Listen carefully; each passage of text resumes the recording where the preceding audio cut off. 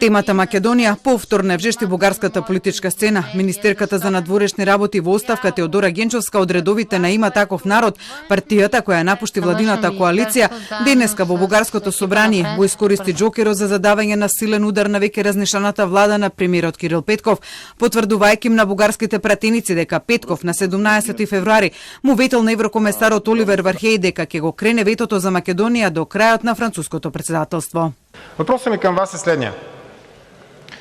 Споделил ли е пред вас Вархеј това, че на разговора си с Кирил Петков на 17 февруари, Кирил Петков е поел пред него ангажимент, че има готовност да вдигне ветото до края на френското председателство, т.е. до края на юни тази година? Да, точно така. Но Генчовска не застана само на Петков.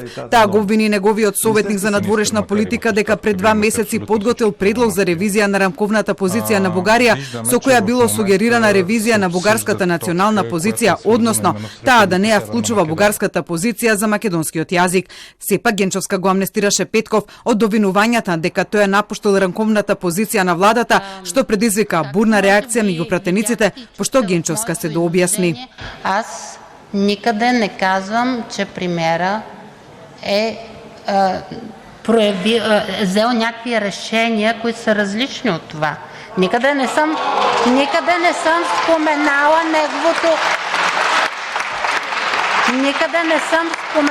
неговото име, защото заседанието е открито.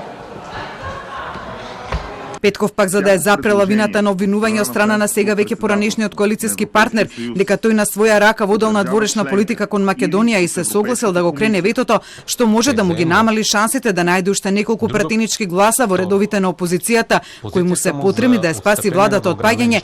Денеска токму со одлука на владата, тој дополнително ја забетонира бугарската позиција, но и начинот како од сега натака ќе се носат одлуки по предлозите кои ќе стигаат од Брисел, европските институции или земјите членки на Унијата за кревање на ветото кон Македонија. Всяко едно предложение, което се разграничава от рамковата позиция, да бъде изпращано веднага в Народното събрание и